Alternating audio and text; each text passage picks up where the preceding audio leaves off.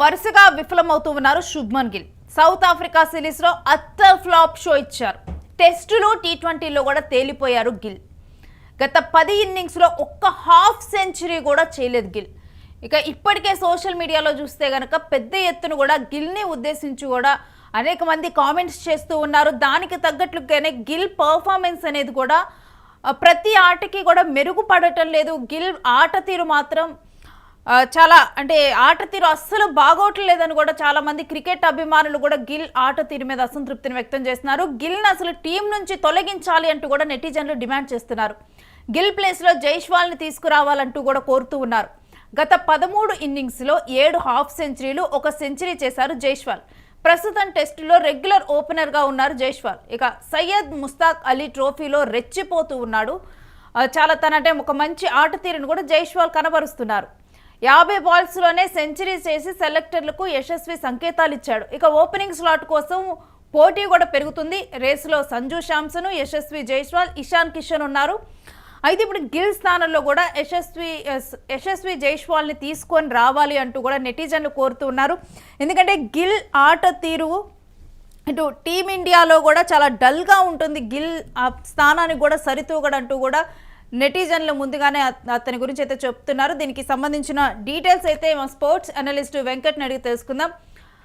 వెంకట్, గిల్ ఆట తీరు మాత్రం క్రికెట్ అభిమానులను కూడా రోజు రోజుకు నిరాశపరుస్తూ ఉంది.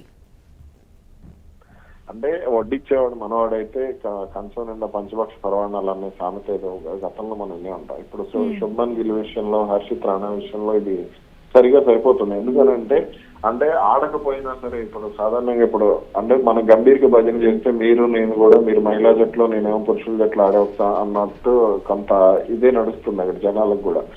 అంటే ఎన్నాళ్ళుగానో అంటే భారత క్రికెట్ లో ఏళ్ల తరబడి ప్రాక్టీస్ చేసి 10 ఏళ్ల వయసు నుంచి 8 ఏళ్ల వయసు నుంచి తమలో ఉన్న ప్రతిభను బయట పెట్టుకుని వచ్చిన ప్రతి అవకాశాన్ని కూడా అంటే ఎక్కడో మారుమూల గ్రామాల నుంచి పట్టణ ప్రాంతాలకు వెళ్ళి డబ్బులు ఖర్చు పెట్టి ఆస్తులు అమ్ముకుని ప్రాక్టీస్ చేసి అంటే పిల్లలు అంటే చదువును కూడా త్యాగం చేసి తల్లిదండ్రులు తమ వ్యక్తిగత జీవితాలను కూడా త్యాగం చేసి పిల్లలకు భవిష్యత్తు ఇవ్వాలి, పిల్లలు మంచి క్రికెటర్లుగా ఎదగాలి, తమకు నచ్చిన రంగంలో ఎదగాలని కష్టపడుతూ ఉంటారు చాలా మంది తల్లిదండ్రులు. అలాంటి వాళ్ళు మనకు ప్రతి చోట కనపడుతూనే ఉంటారు. కానీ ఇక్కడ అంటే ముందు వాళ్ళు అంటే డబ్బులు ఖర్చు పెట్టడం లేదంటే ప్రతిభ ఉండటం కాదు, భజన చేస్తే చాలు అనే విషయం అయితే అంటే రాజకీయాలను ఎదుర్కొని భజన చేస్తే చాలు భారత జట్టులో ఉండవచ్చు అనేది అయితే శుభ్మన్ గిల్ విషయంలో పక్కాగా రుజువు అవుతుంది అని అనుమానాలు అయితే ప్రతి క్రికెట్ అభిమానికి కూడా బలపడుతూ వస్తున్నాయి.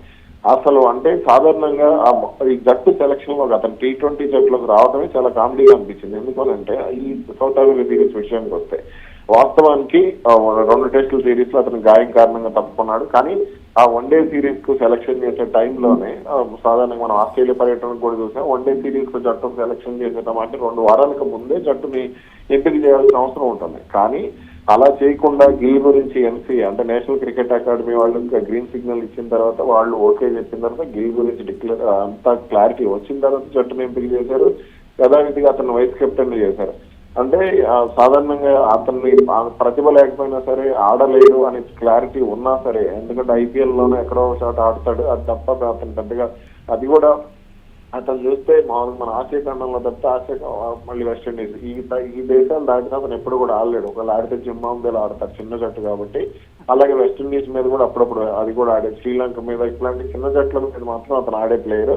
అతని కోసం అంటే సెలక్షన్ కూడా ఆపి అతను ఫిట్ గా ఉన్నాడు. వాస్తవానికి జైస్వాల్ ని ఎంపిక చేయాల్సి ఉంది, కానీ అతను ఫిట్ గా ఉన్నాడని తెలిసిన తర్వాత సెలక్షన్ కమిటీకి ఎంపిక చేశారు. న్యూజిలాండ్ సిరీస్ వరకు, న్యూజిలాండ్ తో ఉండే సిరీస్ వరకు కూడా అతను ఆడే అవకాశం లేదు అనే క్లారిటీ కూడా చాలా మందికి ఉంది. కానీ ఈ విధంగా అతన్ని సెలెక్ట్ చేయడం అనేది చాలా మంది ఆశ్చర్యపోయిన పరిస్థితుంది. ఇక అతని ఆట తీరు చూసుకుంటే గత 15 వన్డేల్లో 15 T20లో చూసుకుంటే ఒక్కటంటే ఒక్క అర్ధ సెంచరీ కూడా లేదు. అతను 30 పరుగులు కూడా 1-2 సార్లు మాత్రమే దాటినట్టున్నాడు. ఇక ఇప్పుడు మొన్న ఆస్ట్రేలియా పర్యటనలో కూడా అతను ఘోరంగా విఫలమయ్యాడు. ఇక వన్డేల్లో కూడా అతనికి అంటే టెస్ట్ జట్లో కూడా అతను అంటే గాయం తాకుతూ చూపించి తప్పుకున్నాడు, ఆడే అవకాశం లేదు అనేది కూడా కొంత విమర్శలు వచ్చినాయి. కావాలని సైడ్ అయిపోయాడు అని చెప్పేసి. సో వన్డే సిరీస్ లో తర్వాత T20లో రాణిస్తాడని చెప్పి చాలా మంది కొంత అతనికి సంబంధించినటువంటి సోషల్ మీడియాలో భజన చేసే వాళ్ళు కూడా కామెంట్స్ చేసినటువంటి పరిస్థితి. కానీ ఫైనల్ గా చూస్తే ఆస్ట్రేలియా సిరీస్ లో ఎలా ఫెయిల్ అయ్యాడో ఇప్పుడు సౌత్ ఆఫ్రికా సిరీస్ లో కూడా అదే విధంగా ఫెయిల్ అయ్యాడు. ఒక మ్యాచ్ లో 4 కొట్టినట్టున్నాడు, 2వ మ్యాచ్ లో డక్అవుట్, 3వ మ్యాచ్ లో 28 పరుగులు. చక్కగా T20లో టెస్ట్ ఇన్నింగ్స్ ఆడాడు నిన్న చాలా నైపుణ్యంతో. అది చూసి చాలా మంది క్రికెట్ అభిమానులు కూడా ఆశ్చర్యపోయారు. అంటే యశస్వి జైస్వాల్, రుతురాజ్ గైక్వాడ్ వంటి T20 ప్లేయర్లు, ఇప్పుడు రిషబ్ పంత్ కూడా T20లో అతను చాలా మెరుగైన ఆటగాడు, అసలు అందులో సందేహం అవసరం లేదు. అలాగే సంజు శాంసన్ కూడా చాలా అద్భుతమైన ఆటగాడు. ఇషాన్ కిషన్ కూడా T20లో ఎలా ఆడతాడు అనేది మనం చూసాం. కానీ వాళ్ళందరినీ పక్కన పెట్టి అతనికి ఫేవరెటిజం అనే కామెంట్ ఇక్కడ బాగా వినపడుతుంది. కాబట్టి ఆ ఫేవరెటిజం తోనే గంభీర్ అతన్ని సెలెక్ట్ చేయడం, అతను వైస్ కెప్టెన్ గా జట్లో ఉండడం, అంటే సాధారణంగా ఆడే ఆటగాళ్ళు ఇప్పుడు విరాట్ కోహ్లీ కానీ, రోహిత్ శర్మ కానీ, మహేంద్ర సింగ్ ధోని కానీ గతంలో కెప్టెన్ అయ్యారు అంటే కేఎల్ రాహుల్ కానీ వీళ్ళందరూ ఆట తీరుతో కెప్టెన్ అయిన పరిస్థితుంది. కానీ శుభ్మన్ గిల్ విషయంలో ఆట తీరు లేకపోయినా సరే ఆస్ట్రేలియా సిరీస్ లో అతను పదే బోర్డర్ గవాస్కర్ ట్రోఫీలో పదే ఫెయిల్ అవుతూ వచ్చిన, సౌత్ ఆఫ్రికాలో ఫెయిల్ అయినా, న్యూజిలాండ్ లో ఫెయిల్ అయినా, ఎక్కడ ఫెయిల్ అయినా సరే అతన్ని మాత్రం కెప్టెన్ చేశారు. అతన్ని కంటిన్యూ చేసే పరిస్థితి. T20లకు కూడా భారత క్రికెట్ అభిమానుల మీద అతన్ని రుద్దాలి అనే ప్లాన్ కూడా కనపడుతుంది సూర్యకుమార్ యాదవ్ తర్వాత. మరి అతను ఎలా రాణిస్తాడు ఇక భవిష్యత్తులో, అంటే రాబోయే 2 T20లు ఉన్నాయి, అలాగే న్యూజిలాండ్ తో ఇంకొక 5 T20లు ఉన్నాయి మరి ప్రపంచ కప్ కు ముందు. మరి ఈ 7 T20లు కూడా అతను ఎలా రాణిస్తాడు, 7 T20లు ఇలాగే నిలకడగా ప్రదర్శిస్తే మాత్రం మళ్ళీ ప్రపంచ కప్ కూడా ఎంపిక చేస్తారా అనేది కూడా చూడాలి. వెంకట్, ఈ రకమైన ఆటతీరు కనబరిచే ఆటగాళ్లను కూడా జట్టులో ఉంచడం వల్ల మొత్తం అంటే భారత్ జనరల్గా క్రికెట్ జట్టులోకి ఇప్పుడు భారత్ ఎంట్రీ ఇస్తుందంటేనే నార్మల్గా ఓకే విజయం మన సైడే అని మనం కన్ఫర్మ్ అవుతాము. కానీ ఆ కాన్ఫిడెన్స్ అనేది కూడా ఇప్పుడు ఇండియన్స్లో లోపిస్తుంది. అరేను మనం మామూలుగా గత అంటే ఇంగ్లాండ్ పర్యటన కానీ అంత ఇట్లా ఆస్ట్రేలియా ఆడినప్పుడు కానీ మొన్న మధ్య ఆస్ట్రేలియాతో T20లు ఆడాము, అలాగే ఇంగ్లాండ్ తో కూడా T20లు ఆడాము. ఇట్లా మనం T20లు గత 2020 అంటే గత ఏడాది కాలంగా చూసుకుని వీళ్ళందరితో కొన్ని ఏడాది మాత్రమే చూసుకుని వీళ్ళందరితో కూడా T20లు ఆడుతూ వచ్చాం. ఎప్పుడు కూడా అంటే సంజు శాంసన్ కానీ, తిలక్ వర్మ కానీ, లేదా అభిషేక్ శర్మ కానీ వీళ్ళు ఆడినప్పుడు మనకు కాన్ఫిడెన్స్. సంజు శాంసన్ ఓపెనర్ గా వచ్చి 10 ఇన్నింగ్స్లో 3 సెంచరీలు చేశాడంటే అతను ఎందుకు బెంచ్ మీద కూర్చోబెట్టారో అంతకు మించిన కామెడీ లేదు. సినిమాల్లో కామెడీ కాదు కానీ క్రికెట్ లో కామెడీ మాత్రం అదే. అతను వెళ్ళి శుభ్మన్ గిల్ కి వాటర్ ఇవ్వడం, లేదంటే గ్లౌస్ చేంజ్ చేసుకోవడం, ఇట్లాంటి బ్యాట్ చేంజ్ చేయడం అనేది చాలా కామెడీగా అనిపించిన పరిస్థితి అనమాట. అంటే 15 ఇన్నింగ్స్లో కనీసం 50 పరుగులు కూడా చేయలేని శుభ్మన్ గిల్ కు 10 ఇన్నింగ్స్లో 3 సెంచరీలు వేసినటువంటి సంజు శాంసన్ ఇవ్వడం అనేది మరి బహుశా భారత క్రికెట్ లో ఇది కనపడుతుందేమో. అలాగే యశస్వి జైస్వాల్ అతను చాలా అద్భుతమైన ఆటగాడు. అతను IPL లో ఎంత అందంగా ఆడాడు, అతను ఎంత నిలకడ, ముఖ్యంగా అతని విషయంలో నిలకడ ఉండదు. ఒక మ్యాచ్ లో ఆడకపోయినా సరే అతనిలో ఒక పట్టుదల, నేను ఆడాలి అనే పట్టుదల అతనిలో ఉంటుంది. అందుకే తన బ్యాటింగ్ విషయంలో కూడా అతను చాలా మార్పులు చేసుకుంటూ ఉంటాడు. అతను చిన్ననాటి కోచ్ తో మాట్లాడటం కానీ ఇవన్నీ కూడా చేస్తూ ఉంటాడు. సోషల్ మీడియాలో కూడా పెద్ద హడావుడు ఉండదు. అతను టెస్ట్ అయినా సరే, వన్డే అయినా సరే. ఇప్పుడు మన వన్డేల్లో మొదటి 2 వన్డేల్లో విఫలమయ్యాడు, 3వ వన్డేలో అతను ఎంత బాగా ఆడాడో మనం చూసాం. రుతురాజ్ గైక్వాడ్ మొదటి వన్డేలో అతను ఫెయిల్ అయ్యాడు, కానీ 2వ వన్డేలో అతను అద్భుతమైన సెంచరీ చేశాడు. అలాగే సంజు శాంసన్, అలాగే రిషబ్ పంత్ వీళ్ళందరూ కూడా చాలా, అంటే ఇషాన్ కిషన్ వీళ్ళందరూ దేశవాళీ క్రికెట్ లో అవకాశం వచ్చిన ప్రతిసారి అంతర్జాతీయ క్రికెట్ లో ఇలా రాణిస్తూనే ఉన్నారు. కానీ ఈ గిల్ మాత్రం తన ఆట తీరును మెరుగుపరచుకోకుండా గంభీర్ కు, లేదంటే టీమిండియా యాజమాన్యానికి భజన చేయటం, లేదంటే ఇది మాత్రమే కనపడుతూ వస్తుంది. అంటే ఇంకొక విషయం, ఆడట్లేదు అని చెప్పి సీనియర్ ఆటగాళ్ల మీద విమర్శలు చేసి వాళ్ళని వన్డే జట్టు నుంచి కూడా తప్పించాలని భావిస్తున్నటువంటి టీమిండియా యాజమాన్యం కానీ సెలక్షన్ కమిటీ, అతను ఒక అద్భుతమైన సెలెక్టర్, చీఫ్ సెలెక్టర్ కూడా అతను చాలా అద్భుతమైన మనిషి. అతను తీసుకునే నిర్ణయాలు కూడా చాలా ఆశ్చర్యపరుస్తుంటాయి. వీళ్ళందరూ అంటే వాళ్ళ విషయంలో వయసు కనపడినప్పుడు ఇతని విషయంలో ఎందుకు, అంటే వీళ్ళు ఆడకపోయిన ఇతని విషయంలో కెప్టెన్ సూర్యకుమార్ యాదవ్ విషయంలో ఎందుకు కనపడటం లేదు? సూర్యకుమార్ యాదవ్ కూడా మరో డైమండ్. 25 ఇన్నింగ్స్లో అతను కనీసం అంటే ఒక సెంచరీ కూడా చేయలేదు. అతను హాంకాంగ్ మీద, నెదర్లాండ్స్ మీద, ఐర్లాండ్ మీద, జింబాబ్వే మీద, ఈ జట్ల మీద అతను ఆడే ఒక అద్భుతమైన కెప్టెన్. అతను కెప్టెన్, ఇతను వైస్ కెప్టెన్. కాబట్టి ఇట్లా ఉంటే బాగా ఇప్పుడు గెలుస్తుంది. మీరు ఇందాక అన్నారు వీళ్ళని పెట్టుకుని గెలుస్తుంది ప్రపంచ కప్ వెళ్ళడం అనేది ఒక కామెడీ. మరి రాబోయే T20లు ప్రపంచ కప్ కు ముందు 7 T20లను, ఈ 7 T20ల్లో ఈ అద్భుతమైన ఆటగాళ్ళని ఎంత అద్భుతంగా రాణిస్తారనేది చూడాలి. అంటే ఇప్పుడు గిల్ ప్లేస్లో కూడా యశస్వి జైస్వాల్ని రిప్లేస్ చేయాలని కూడా నెటిజన్స్ చాలామంది కోరుతూ ఉన్నారు, కామెంట్స్ చేస్తూ ఉన్నారు. ఇప్పుడు గిల్ స్థానంలో కనుక యశస్వి జైస్వాల్ రీప్లేస్ అయితే అది ఇండియా టీంకి ఏ విధంగా ప్లస్ అవునుందని మనం చూడాలి వెంకట్.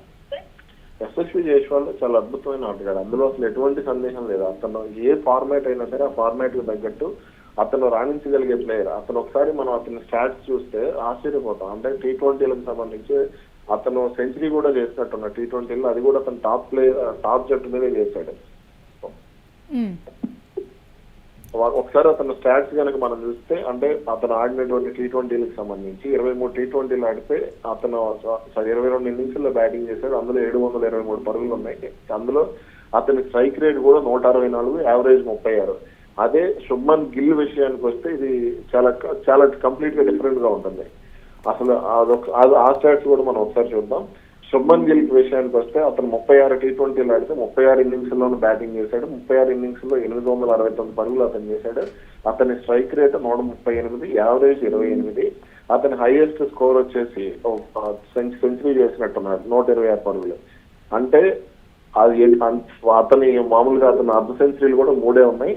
కాబట్టి ఆ డక్అవుట్లు కూడా 2 సార్లు అవుట్ అయినట్టున్నారు. యశస్వి జైస్వాల్ ఎప్పుడు కూడా డక్అవుట్ కూడా అయిన పరిస్థితి లేదు. కాబట్టి ఇటువంటి స్టాట్స్ కూడా కనపడుతున్నాం. సాధారణంగా దేశవాళీ క్రికెట్ లో తీసుకుని లేదంటే ఐపీఎల్ లో ప్రామాణికంగా తీసుకున్నప్పుడు స్టాట్స్ ని తీసుకుంటూ ఉంటారు.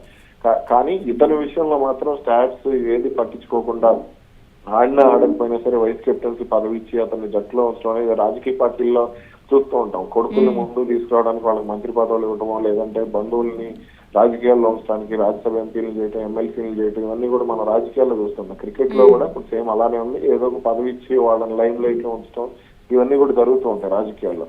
ఇప్పుడు క్రికెట్ లో కూడా ఒక పదవి ఇచ్చేసి వైస్ కెప్టెన్ అనే పదవి ఇచ్చి సూర్యకుమార్ యాదవ్ ని ఇతన్ని కాపాడుతున్నారు. సూర్యకుమార్ యాదవ్ అనే విషయం అయితే చాలా సందర్భాల్లో స్పష్టత వచ్చింది. అతను 2024 నుంచి కూడా అతను ఆడిన ఆట తీరు చూస్తే మనం శుభ్మన్ గిల్ గురించే మాట్లాడుకున్నాం. చాలా వరకు మీడియా మొత్తం శుభ్మన్ గిల్ టార్గెట్ చేస్తుంది. కానీ ఇతనికంటే మరో వజ్రం అతను.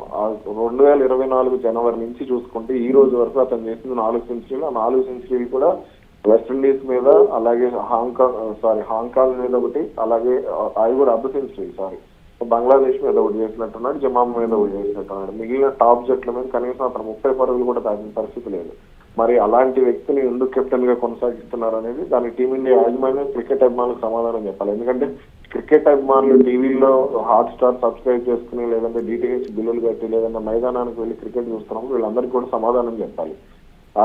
మరి అలాగే యువ క్రికెటర్లకు కూడా సమాధానం చెప్పాలి. జీవితాలను త్యాగం చేసుకుని తల్లిదండ్రులు అట్లా ముందుకెళ్తున్నప్పుడు మరి వాళ్ళని ఎందుకు పట్టించుకోవట్లేదు అనేది కూడా మరి వాళ్ళకు కూడా సమాధానం చెప్పాల్సిన అవసరం ఉంది. టాలెంట్ తో పని లేదు, భజన చేస్తే జట్లోకి వస్తామంటే చాలా మంది అదే పని మీద ఉంటారు క్రికెట్ ఆటంలో. Right, thanks for your analysis Venkat.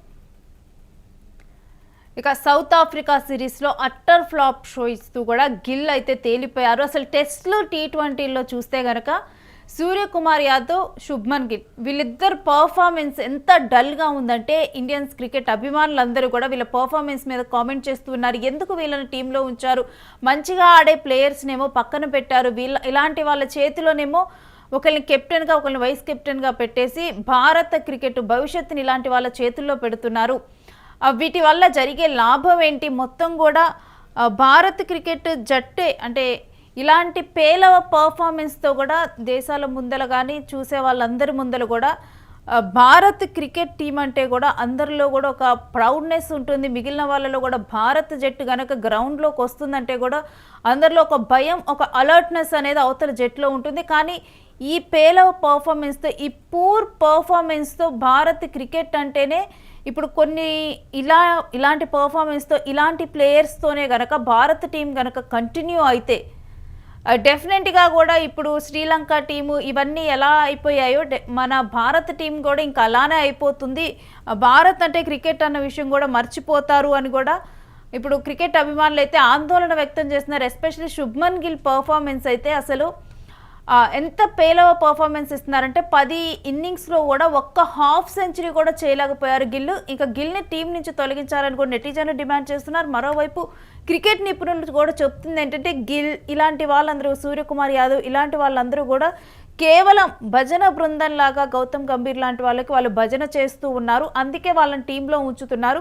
అంటే క్రికెట్ సెలెక్షన్ టీం మనం చూసుకుంటే కనుక దీంట్లో కూడా ఒక నిజాయితీ అనేది కూడా లోపిస్తుంది. అందుకే ఇలాంటి అంటే ఎంతో కష్టపడి బాగా ఆడగలిగిన ప్లేయర్స్ ఏమో టీంలో ఉండటం లేదు, ఇలా ఆడలేని వాళ్ళేమో టీంలో ఉంటున్నారు. దీనివల్ల భారత క్రికెట్ భవిష్యత్తు ఏమవుతుందని కూడా ఇప్పుడు ఒక భయం వ్యక్తమవుతుంది. నెక్స్ట్ వరల్డ్ కప్లో వీళ్ళు T20 వరల్డ్ కప్లో కూడా ఏ విధంగా రాణిస్తారు అని కూడా అసలు ఒకవేళ దాంట్లో గనక ఇలాంటి వాళ్ళను గనక సెలెక్ట్ చేస్తే గనక ఇంకా దాని మీద ఆశలు వదులుకోవాల్సిందే అంటూ కూడా మాట్లాడుతూ ఉన్నారు.